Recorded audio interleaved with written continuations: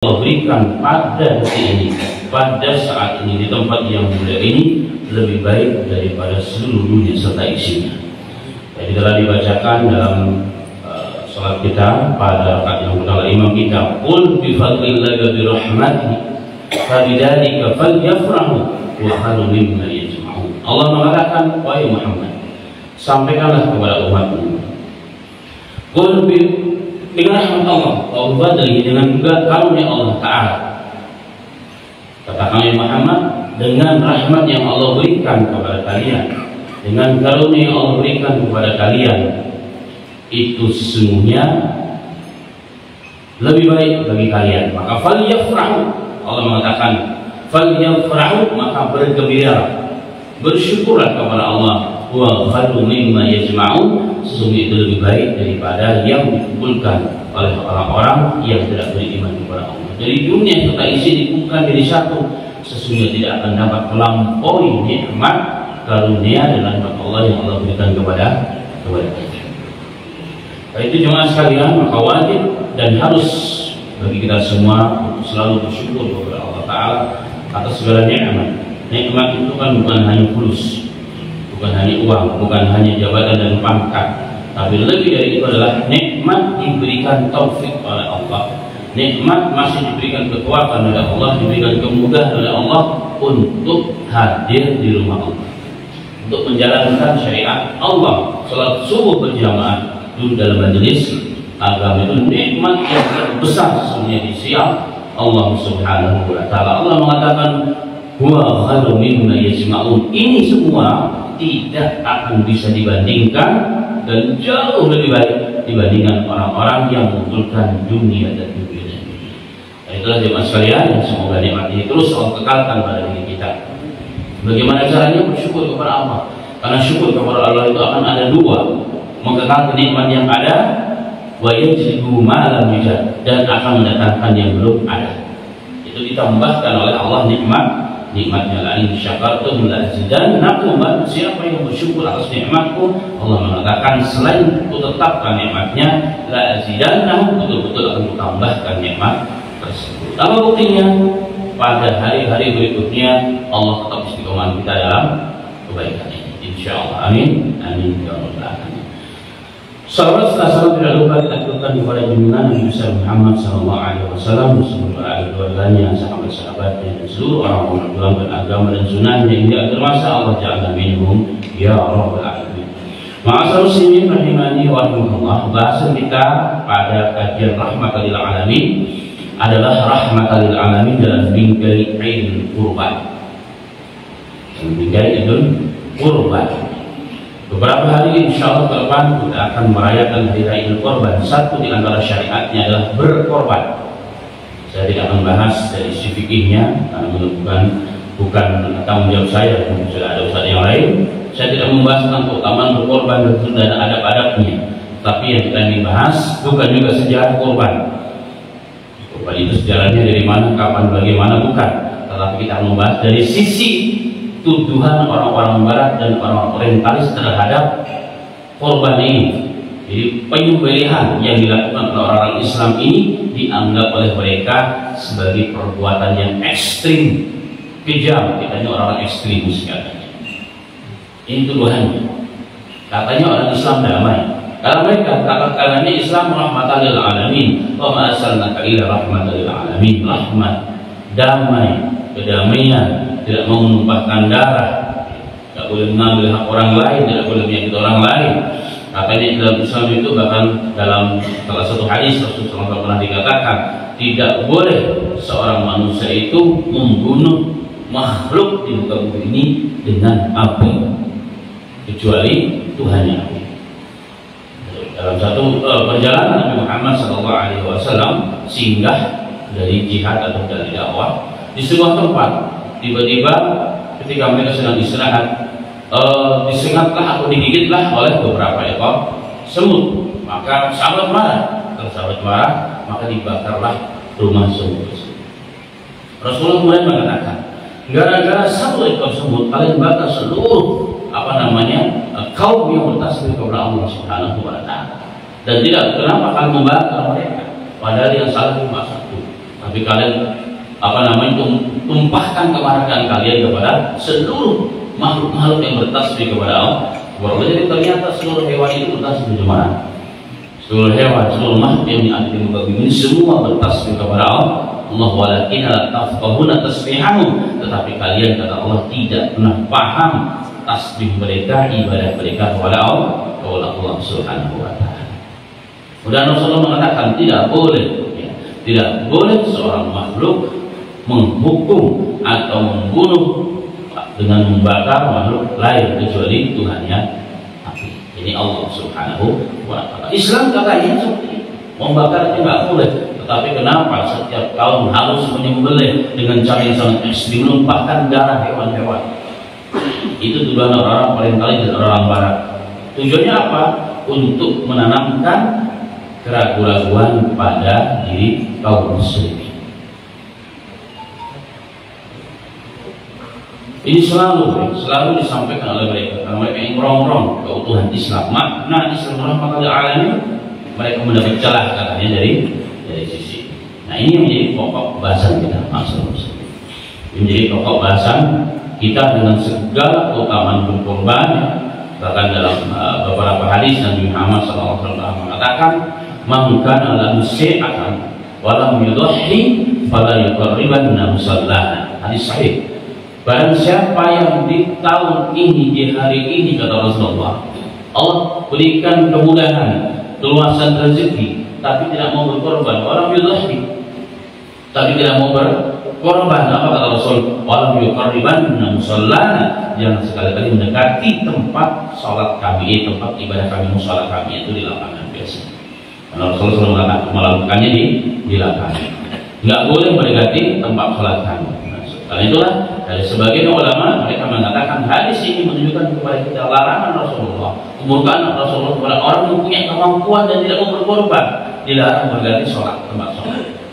Itu menunjukkan kata mereka yang mengatakan wajib. Ini salah satu dalil tentang kewajiban berkorban. Nah, terlepas dari itu semua itu bahasa kita, tapi itu diantara salah satu dalil-dalil syariat kita tentang keutamaan berkorban. Semoga kita semua yang di sini secara khusus diberi taufik oleh Allah, dimudahkan oleh Allah untuk berkorban. Amin. Amin ya rabbal alamin. Jadi berkorban itu suatu kebanggaan harusnya ya. Harus suatu kebanggaan yang merupakan kewajiban bagi setiap. Tapi kita selalu alasannya nggak punya uang. Tapi merokok setiap hari minimal 1 bungkus, kok bisa? Tapi kalau suruh korban tidak bisa. Isi pulsa tiap hari 50.000 bisa, tapi berkurang setahun sekali tidak bisa. Semuanya tergantung apa? Innamal a'malu binniyat. Niatnya kuat, insya Allah dimudahkan. Baik, kembali kepada bahasan pokok kita jemaah sekalian, rahmatan lil alamin dalam bingkai Idul Adha. Idul Adha dalam prosesi korban ya. Dalam prosesi menyembelih korban itu ternyata di sana terdapat rahmat Allah, terdapat kebenaran Allah jika kita melihatnya dengan kacamata yang benar, tidak sebagaimana dengan kacamata tuduhan, iri dengki, kebencian kepada ajaran Nabi kita Muhammad SAW. Dan kita meyakini seluruh syariat Allah ini akidah. Seluruh syariat Allah itu adalah rahmat bagi hamba-hambanya. Ini adalah catatan penting yang harus ada dalam diri kita. Kita menjamkan, kita tanamkan dalam hati sanubari kita yang terdalam bahwa seluruh syariat Allah adalah rahmat untuk hamba-hambanya. Rahmat dari Allah tidak terlepas juga menyembelih korban itu merupakan rahmat bagi hewan, yang merupakan rahmat bagi hewan. Barokah kita lihat cuma secara fakta. Setiap tahun sekali hewan-hewan yang disunahkan oleh Allah untuk dijadikan sebagai hewan korban, sapi, kambing, dan jenis-jenis lainnya, alhamdulillah dengan izin Allah tidak pernah punah di muka bumi. Tidak pernah punah. Tetapi di sana banyak hewan-hewan bahkan yang dilindungi oleh pemerintah. Membunuhnya bahkan mendapat ancaman pidana, kurungan penjara. Tapi semakin hari semakin habis. Itu fakta dan data yang kita harus yakini. Kenapa? Karena ketika sesuatu diberikan atau dijalankan syariat Allah di dalamnya, maka Allah akan berikan barokahnya dengan izin Allah, dengan qudrat Allah dan kuasa Allah Subhanahu wa ta'ala. Apalagi yang nah, dari sini kita berangkat menjawab, menerangkan dan mencerahkan bagi kita semuanya dari sisi ternyata menyembelih hewan korban dengan cara syariat Islam. Itu Islam diajarkan oleh Allah kepada nabinya, kepada kita, yaitu kepada kita, merupakan bentuk rahmatan lil alamin kepada hewan korban, tidak sebagaimana yang mereka tuduhkan kepada kita. Baik, kita langsung mulai saja. Bahasan tersebut bersumber kepada penelitian, riset ilmiah yang dilakukan oleh dua staf ahli peternakan dari universitas terkenal di Jerman, Hannover University. Salah satu universitas terkenal di Jerman, yaitu Profesor Dr. Schultz dan koleganya Dr. Hazi, di mana kedua orang tersebut meneliti, melakukan riset penelitian yang cukup luar biasa untuk menunjukkan kebenaran. Ya, Allah gunakan mereka untuk menunjukkan kebenaran tentang ajaran Islam. Mereka ingin menunjukkan kepada dunia sesungguhnya penyembelihan atau dengan metode Islam itu lebih baik, atau justru dengan metode selain Islami. Contoh dengan dipingsankan biasanya kalau di Eropa. Karena kata mereka kalau dipingsankan tidak nampak kita menyiksa hewan. Tidak nampak kita menyisanya, tapi kalau tanpa dipusatkan, prosesi penyembelihan itu sangat mengerikan dan terlihat seperti kita menyiksa hewan korban tersebut. Maka kedua ahli tersebut, yang kedua dokter tersebut, melakukan riset, tentunya dibantu dengan timnya. Kemudian mereka merancang sebuah penelitian yang sangat canggih dengan menggunakan teknologi yang juga canggih. Mereka mengambil beberapa sampel, dikumpulkan sapi-sapi, tentunya sapi-sapi yang sudah cukup umur, yang juga cukup dewasa, yang sudah boleh dikorbankan menurut syariat Islam. Kemudian juga sekalian, apa yang mereka lakukan? Kemudian mereka meletakkan di otak kecil para sapi-sapi tersebut, dipasang satu alat pendeteksi, elektroda seperti microchip lah begitu, ditanam di dekat otak kecil, di mana pada tempat tersebut akan mendeteksi rasa sakit yang ada pada hewan. Itu yang pertama. Itu yang mereka lakukan. Jadi semacam panel lah pada tempat tersebut diberikan suatu teknologi yang sangat super canggih. Jadi seluruh rasa sakit yang akan dirasakan oleh hewan tersebut sekecil apapun akan terekam dan akan tercatat dia berapa derajat sakit tersebut ketika nanti akan dilakukan penyembelihan dengan cara Islami atau non Islami. Ternyata tidak sampai di situ, mereka juga membuat alat yang sama yang diletakkan di dekat jantung, di dekat jantung untuk merekam aktivitas jantung saat darah itu keluar akan disembelih, direkam di sana. Dan dua alat tersebut cuma sekalian, kemudian untuk menekan kemungkinan kesalahan yang fatal, maka setelah diletakkan dua alat yang canggih tersebut pada hewan tersebut, mereka dibiarkan untuk hidup beberapa bulan, beberapa minggu, agar menjadi sesuatu yang biasa, bahwa itu bukan benda luar begitu. Jadi orang sudah terbiasa dengan adanya dua alat yang sebenarnya bukan bagian dari tubuh mereka. Nah, setelah dianggap bahwa hewan tersebut sudah ta'anus, sudah mengalami terasa biasa. Jadi apa yang ditanam oleh para ahli tersebut dianggap itu biasa, tidak lagi menjadi gangguan. Jadi kemungkinan kesalahan itu semakin kecil. Maka dipisahkanlah, kemudian dikelompokkanlah dengan dua kelompok.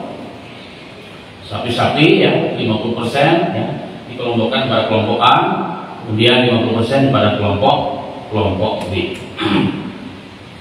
Oleh sebab itu jemaah sekalian yang dirahmati oleh Allah Subhanahu wa taala, 50% kelompok yang pertama disembelih dengan cara Islami, yang kedua dengan cara metode orang-orang Eropa dan seterusnya. Dengan apa? Dengan dipingsankan baru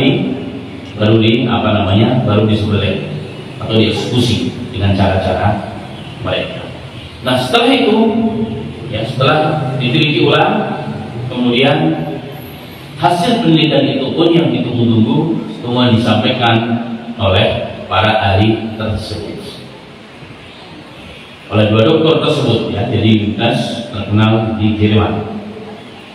Dan hasilnya, ma'asyiral muslimin rahimani wa rahimakumullah, menerapkan bahwa penyembelihan menurut syariat Islam memberikan beberapa catatan. Yang pertama, ini yang pertama, pada detik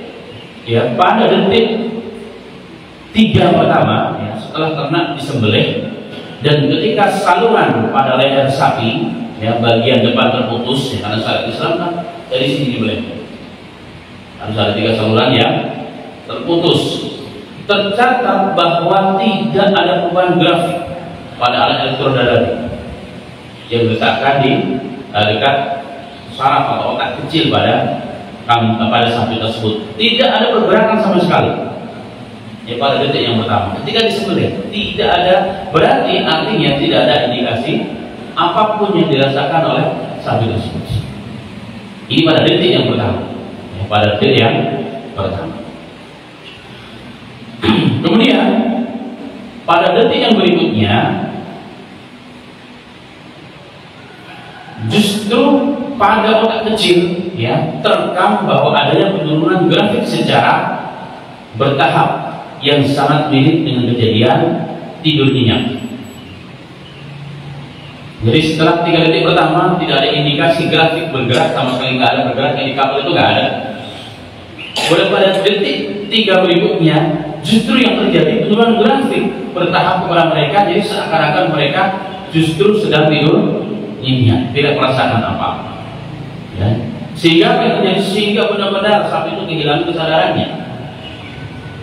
Dari sisi yang lain tercatat pada alat yang dipasang di dekat jantung sapi tersebut justru mulai meningkat aktivitasnya, ya. Aktivitasnya berarti tugas jantung yang memompa darah tersebut itu semakin kencang, ya, semakin kencang. Ini dilihat dengan jelas pada poin yang kedua. Kemudian juga sekalian, setelah 6 detik pertama, ya, maka alat pendeteksi yang berada di jantung merekam adanya aktivitas yang luar biasa, ya, pada jantung tersebut, yang berarti aktivitas jantung tersebut menarik darah dari seluruh tubuh hewan sapi tersebut dan dipompa keluar, kemudian keluarlah. Makanya kalau kita sembelih tahu, ya, darah dari sapi tersebut begitu sangat banyak. Itu kenapa? Karena memang dipompa dari dalam, ya, dipompa dari dalam. Ketika hewan tersebut yang seperti meronta, itu sudah memompa jantungnya sehingga darah dari seluruh tubuh itu diambil dan dikeluarkan. Nah, dikeluarkan melalui lehernya adalah beberapa yang 3 saluran tersebut terputus. Kemudian coba sekalian rahimani wa rahimakumullah. Dan para ahli mengatakan fahadihi, kemudian kejadian-kejadian ini, ya, sebagai refleksi gerakan, ya, koordinasi antara jantung dan sumsum tulang belakang pada saat darah keluar melalui ketiga saluran yang terputus di bagian leher tersebut, ya, di bagian leher tersebut, dan grafiknya, ya, sama sekali tidak naik, justru drop sampai ke level 0, level angka 0. Itu pada panel tadi, pada elektroda yang diletakkan di dekat otak kepala tersebut, otak kepala sapi tersebut. Sehingga berarti yang diterjemahkan oleh para ahli 2 dokter tersebut bahwa ketika terjadi proses penyembelihan, darah keluar begitu banyak, ternyata tidak ada rasa sakit sama sekali yang dirasakan oleh hewan sapi tersebut. Kemudian teman sekalian, catatan yang keempat,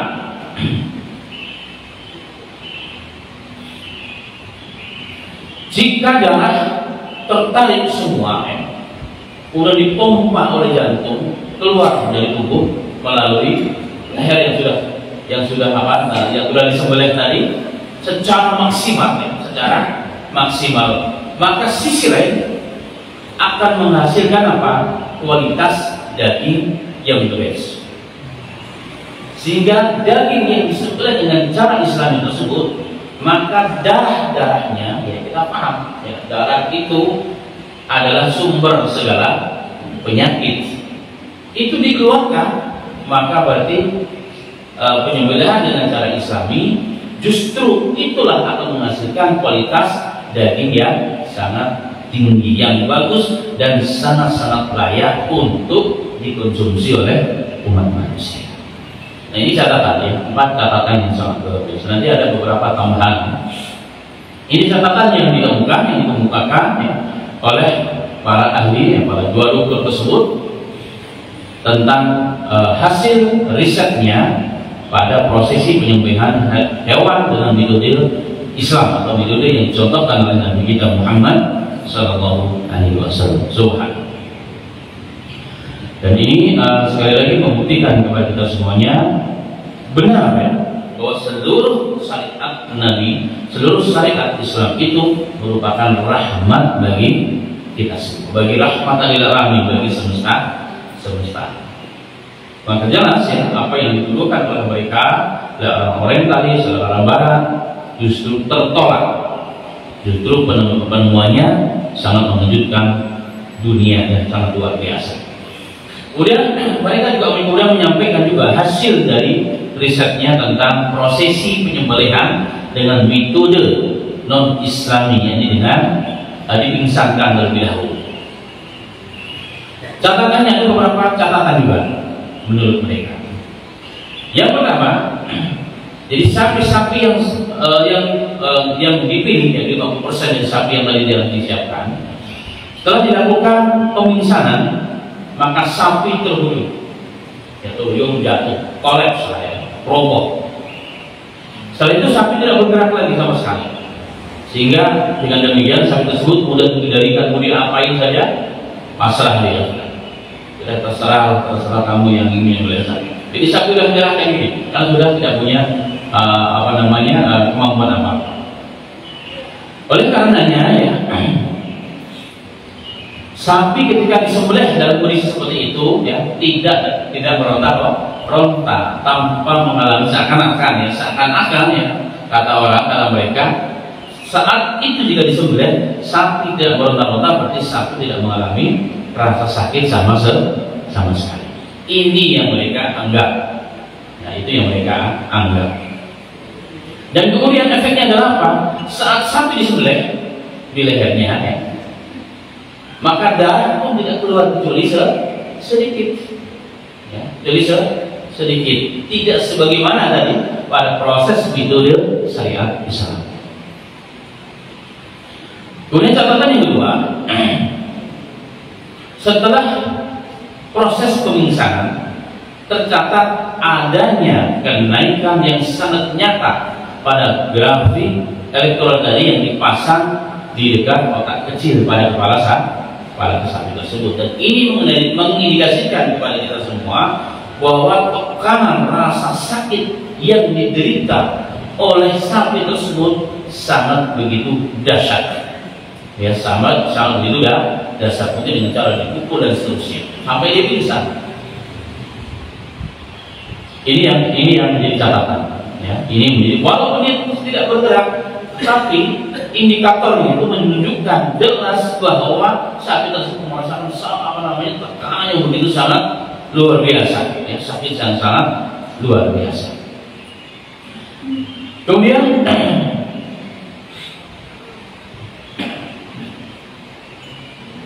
karena rasa sakit yang sangat luar biasa tersebut, bahkan indikator tadi yang diletakkan, alat yang diletakkan di samping jantung yang mendeteksi aktivitas jantung ternyata juga jebol dan tidak berfungsi, ya tidak berfungsi, ya tidak ada detak ya sama sekali, sebagaimana tadi kembali dengan yang tadi. Maka itulah, maka ketika disembelih darah tersebut tidak keluar kecuali yang sedikit sekali, yang di wilayah sini saja yang keluar. Jadi kan sekitar daerah tersebut yang keluar, karena darah tidak ada aktivitas, tidak dipompa sama sekali oleh jantung tersebut.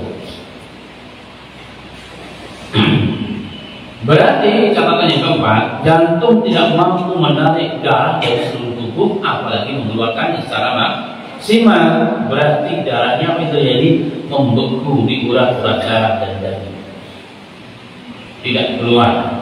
Dan ini menghasilkan apa sisi lain? Efek daging tersebut tidak berkualitas, tidak menjadi baik, dan sangat tidak layak untuk dikonsumsi oleh manusia.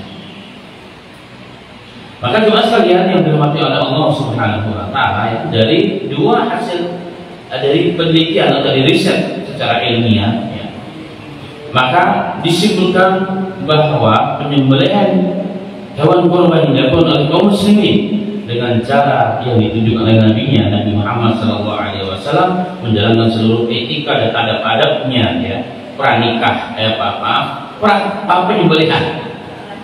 penyembelihan dilakukan dengan cara-cara yang ditunjukkan Rasulullah. Contoh, tidak boleh didolimi, ya, tidak boleh disakiti. Kemudian hewan tersebut tidak boleh melihat orang lain sedang disembelih, tidak boleh hewan tersebut melihat kita sedang mengasah hewan kurban ini semua. Ini semua adalah sunnah-sunnah yang ujungnya menghasilkan apa? Menghasilkan hasil yang sangat luar biasa terkait dengan kualitas daging itu sendiri. Maka orang bertanya, kalau memang hewan yang disembelih dengan metode Islam itu tidak sakit, kenapa meronta-ronta? Jadi dari pertanyaan berbeda dengan tadi, dengan cara penyembelihan itu dengan dipingsangkan terlebih dahulu, tidak meronta dia, karena dia sudah pisah. Bagaimana dia meronta? Nah, kalau yang secara Islam meronta-ronta dan mengeluarkan darah yang sangat begitu banyak, yang mengerikan, yang sangat mengerikan. Ada orang-orang yang terkadang memang tidak bisa melihat pingsan dia. Tapi sebegitu dengan apa? Darah begitu banyak. Apalagi kalau unta. Kalau unta itu subhanallah, ya, seperti keran yang besar dibuka, jadi bisa sampai 3, 4, 5 meter pantulan darah tersebut. Karena unta tidak dibandingkan, tidak berdiri sendiri, ya, ditusuk dengan pisau yang bermata dua, ya, di naharnya sih. Ditusuk begitu dia akan keluar. Itu unta. Maka kalau sudah lama-lama lemas dia kan. Ya.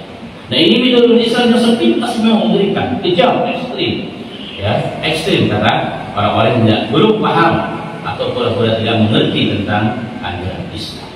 Nah, kembali pada pertanyaan, jika memang tidak sakit hewan-hewan yang disembelih tersebut, kenapa yang mengekspresikan meronta-ronta dengan ekspresi itu kan seakan-akan merasakan sakitnya luar biasa.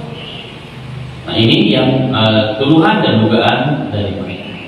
Dijelaskan ma'asyiral muslimin rahimani wa rahimakumullah. Jadi ketika hewan meronta, mengeluarkan darah yang begitu luar biasa, dalam penelitian tersebut dikatakan bukan karena rasa sakit, bukan karena rasa sakit yang mereka rasakan.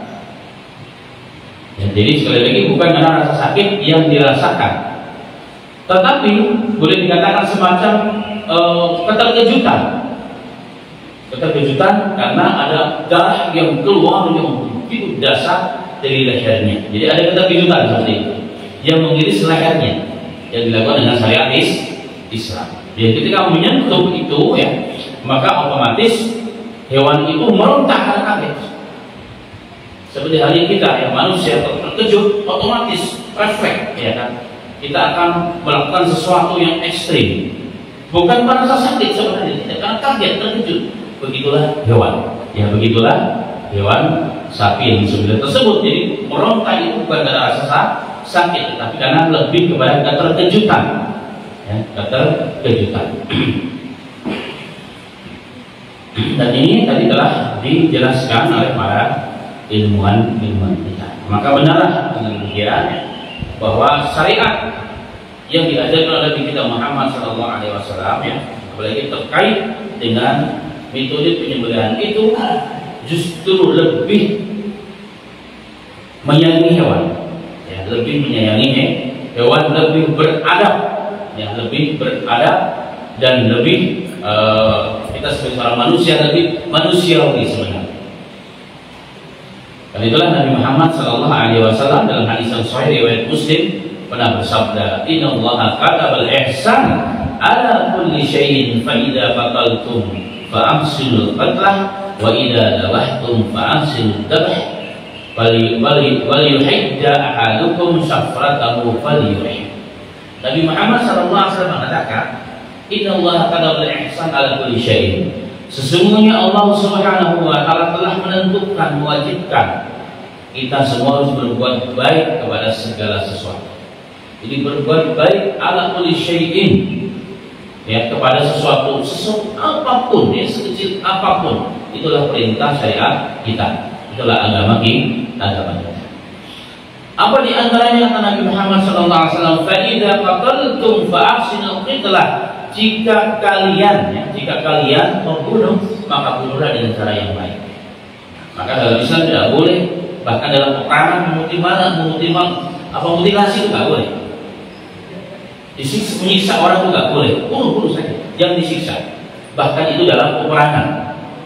Jadi pembunuhan dengan cara yang baik yang disyariatkan oleh Islam, oleh Nabi kita Muhammad SAW.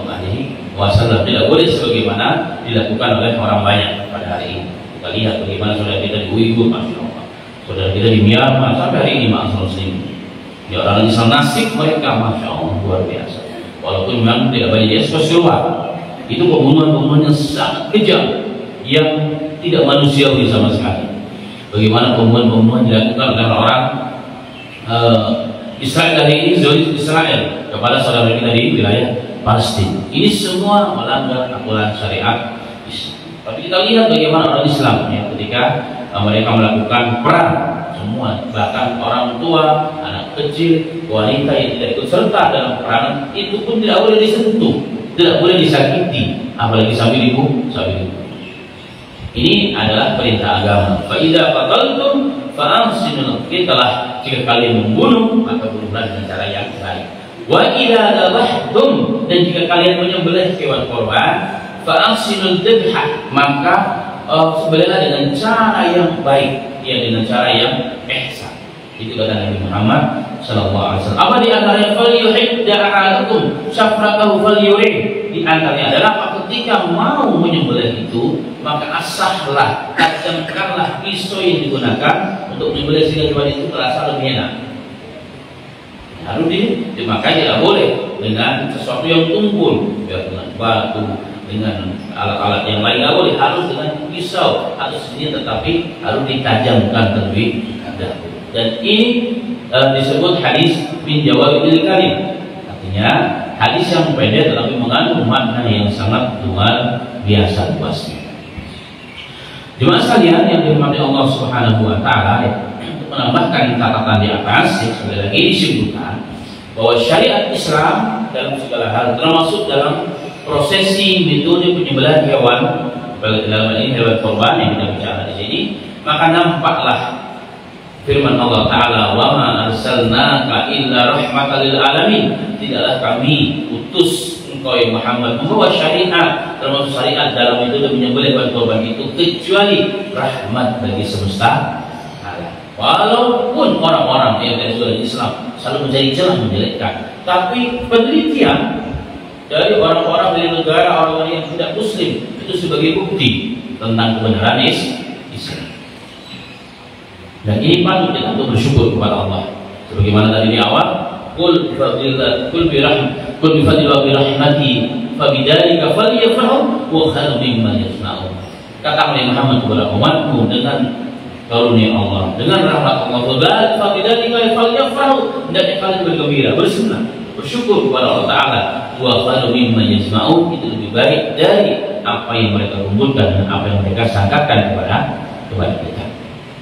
Baik, kemudian catatannya, tambahan catatan ini yang pertama, sebagaimana hadis tadi di atas, Allah memerintahkan telah menetapkan kepada umat Islam untuk berbuat baik dalam segala hal, termasuk membunuh dalam peperangan, termasuk menyembelih. Di antaranya mengasihi mereka dengan apa? Cara mempertajamkan dengan cara membuat tajam alat untuk menyembelih hewan tersebut. Ini dianggap berbuat baik kepada hewan.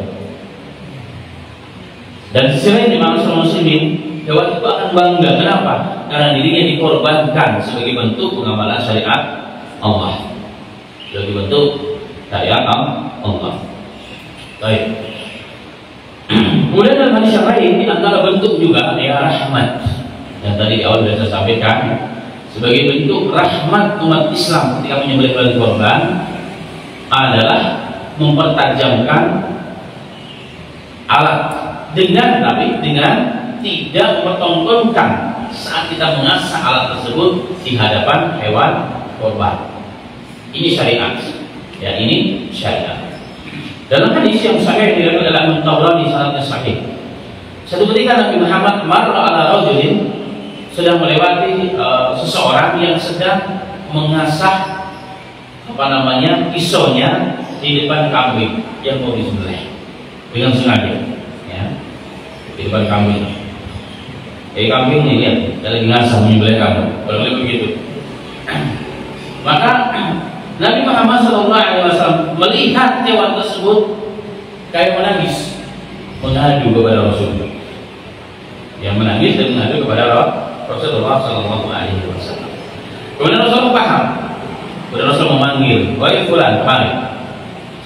5. Kenapa Anda mau menyembelih hewan korban mengasahnya di depan hewan itu? Rasulullah mengatakan, laqad qatalta marratain. Dengan perbuatanmu itu kamu telah membunuh dia 2 kali.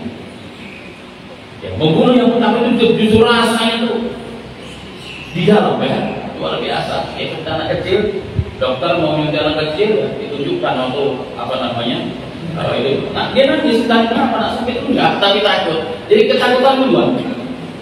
Nah, rasa takut yang mendahului itu lebih parah daripada rasa sakit itu sendiri. Apa yang terjadi ketika di sini? Tidak ada, tidak nangis, tapi nangis juga ketika melihat tajamnya dan runcingnya jarum seorang dokter yang ingin ditusukkan kepada anggota tubuh secara kecil. Begitulah hewan yang merasakan. Maka Rasulullah mengatakan, "Apa kata kamu baik fulan, gua telah membunuh dia 2 kali." Yang pertama kita perlihatkan, ya, kamu ngasih depan dia tahu kamu akan dibunuh oleh akan disembelih dengan alat tersebut. Maka dia sedih, dia merasakan sakit ketakutan yang luar biasa. Dan ini jemaah sekalian, makanya dalam syariat Islam disunahkan bukan hanya saat mengasah, harus dipisahkan antara hewan yang masih hidup dengan hewan yang sedang atau sudah sedang dicincang. Itu dipisah, nggak boleh melihat. Kenapa? Karena ini membunuh mereka, membuat stres, yang membuat stres hewan-hewan tersebut. Dan kita di orang-orang praktisi menyembelih bertahun-tahun merasakan, kita dapat membedakan antara hewan yang stres dengan hewan yang tidak stres, karena secara syariat dijalankan. Jadi tadi tidak melihat sedang diasah, tidak dijauhkan dari hewan yang sedang, bahkan ditutup, ya, sehingga tidak melihat proses temannya di sembelih satu persatu. Ini mengabaikan stres, dan kalau stres ma'asal muslimin, dia bisa ngamuk, ya, akibatnya. Maka kan tiap tahun ada hewan yang ngamuk, lari. Kalau cuma lari doang, kalau ini nyuruh orang, urus orang, bahkan orang sampai masuk rumah sakit, bahkan akan meninggal sebab itu. Ini kan keadaan kita, stres ya. Takut lagi apabila presiden itu kamu sejauh ini, apapun yang bisa dilakukan. Ya, ini apapun yang bisa dilakukan. Yang kedua, kualitas dari dagingnya jadi tidak bagus. Kenapa? Karena hewan itu menjadi stres. Orang-orang yang mungkin biasa bekam akan paham ya apa yang saya sampaikan. Orang kalau mungkin bekam stres, jemaah sekalian, itu nggak keluar darah, dia sedikit sekali. Jadi sedikit, tapi kalau dia enjoy, ya, dibuat dia senang, maka darahnya akan banyak. Begitulah hewan. Begitulah hewan. Sebagaimana tadi dengan cara disakiti terlebih dahulu, stresnya. Memang kelihatannya tidak sedih, tapi justru indikator alat tadi menunjukkan dia merasakan sakit pada puncaknya. Akibatnya apa? Darah itu menjadi kutu. Sehingga kalau orang yang besok menyembelih, ya, kita menyembelih dengan cara yang disunahkan, kita pegang darah hewan yang stres, itu biasanya dingin. dan sangat sedikit.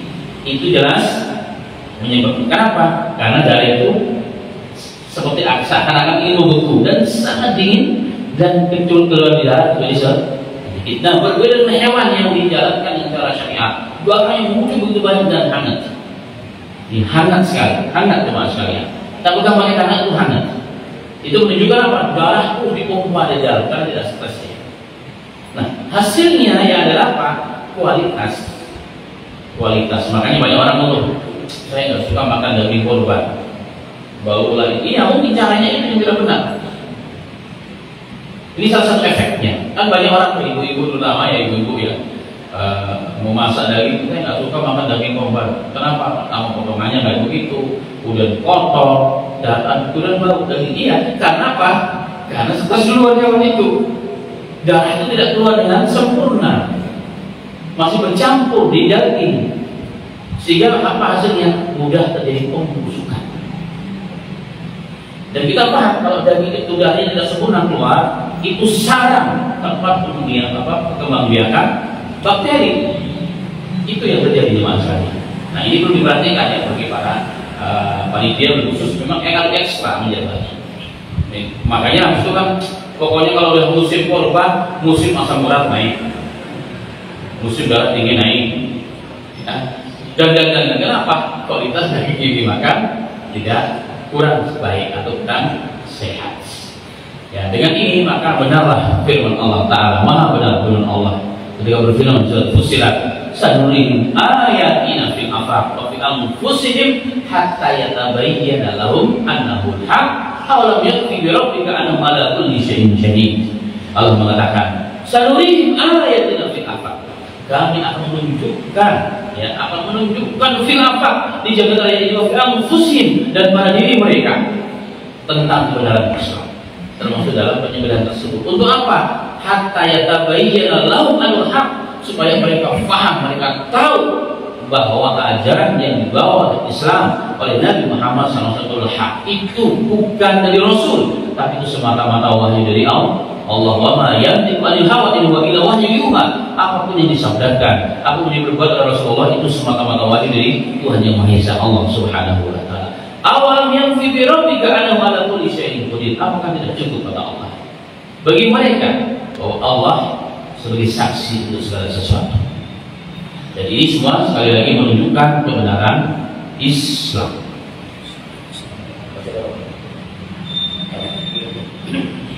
Oh ya, baik, kita tambahkan sedikit ya. Terakhir ini juga hal penting. Antara hikmah dalam syariat kita, kenapa kita menyembelih harus, bahkan jumhur ulama Malikiyah, Hanabilah, kemudian Ahnaf, Hanafiyah, Malikiyah, Hambaliyah mewajibkan wajib membaca nama Allah saat menyembelih. Kecuali Syafi'iyah. Syafi'iyah mustahab ya, mustahab. Walaupun yang rajih yang dipilih oleh ulama hari ini setelah diteliti secara ilmiah, maka harus disembelih dengan Bismillah. Dan itu Qurannya banyak, saya tidak sebutkan kepada Qurannya dari intinya sebenarnya itu. Apa hikmah yang terkandung di dalam penyebutan nama Allah ini? Dan kenapa sih Allah mengharamkan ya penyembelihan orang ahli kitab yang disebut selain Allah? Kenapa tidak disebut nama Allah di sana? Karena Allah telah mengharamkan ya. Allah mengharamkan hewan yang disembelih yang tidak disebut nama Allah. Bahkan dalam Quran itu fisq, wala ta'kulu mimma lam yuzkar ismullahi alaihi fa innahu fisqun. Dan Al-An'am mengatakan, jangan kalian makan hewan yang disembelih yang tidak disebut nama Allah, itu perbuatan fasik. Itu Quran ya, ini Quran. Ternyata jemaah sekalian rahimani wa rahimakumullah, dalam beberapa tahun yang lalu dilakukan penelitian riset di Syria, sebelum Syria kacau sebelum hari ini. Sudah dikembangkan di Jerman juga dan juga di Prancis. Ternyata hewan yang disembelih dengan nama Allah saat disembelih dengan cara yang tadi dicontohkan Nabi Muhammad SAW, maka daging-daging yang telah disebut nama Allah tersebut itu kualitasnya menjadi luar biasa bagusnya. Karena nama Allah disebutkan di situ. Ya, nama Allah disebutkan. Dan daging yang tidak disebut nama Allah itu kualitasnya menjadi sangat rendah. Saat dipotong saja, bakteri-bakteri kemudian numpuk pada daging tersebut, berbeda sekali dengan yang disebut nama Allah. Dan kemudian dengan penelitian yang sangat luar biasa ini secara singkat, makanya di beberapa negara non muslim ketika mau menyembelih, mereka membayar khusus, meng-hire orang Islam untuk membacakan bismillah ketika mau disembelih. Karena mereka paham itu, termasuk di Australia beberapa keterangan daripada teman. Di negara non muslim mereka paham, karena mereka menghendaki apa? Konsumen makan daging tidak sakit, konsumen makan daging sehat. Kalau kita harus Indonesia enggak, yang penting penjualnya lah, bukan begitu. Kalau mereka sangat memperhatikan itu, sehingga walaupun mereka tidak beriman, tapi mereka meyakini penelitian secara ilmiah itu, sehingga banyak di luar negeri sana penyembelihan non muslim tapi wajib disebut nama Allah. Kadang-kadang pakai mesin juga menyebutnya. Ini ada fatwa khususnya. Kemudian saya berpikir di masyarakat ada dua hal. Yang pertama, bahwa Allah Rasul pernah mengatakan dunia tidak dihancurkan oleh Allah selagi masih disebut nama Allah. Dunia saja semesta alam begitu hebat, luar biasa, yang kita berada di dalamnya. Rasulullah mengatakan tidak akan hancur selagi masih ada nama Allah. Kemudian Rasulullah pernah mengatakan apapun yang dilakukan, doa yang punya arti, jika tidak disebut nama Allah maka tidak akan ada barakahnya. Dan penyebutan nama Allah pada hewan yang disembelih itu barakah yang nampak pada kualitas daging yang dihasilkan dari penyembelihan tersebut. Dan ini semua telah dibuktikan secara ilmiah, jemaah sekalian, secara ilmiah oleh orang-orang yang belum beriman kepada Allah sebagian.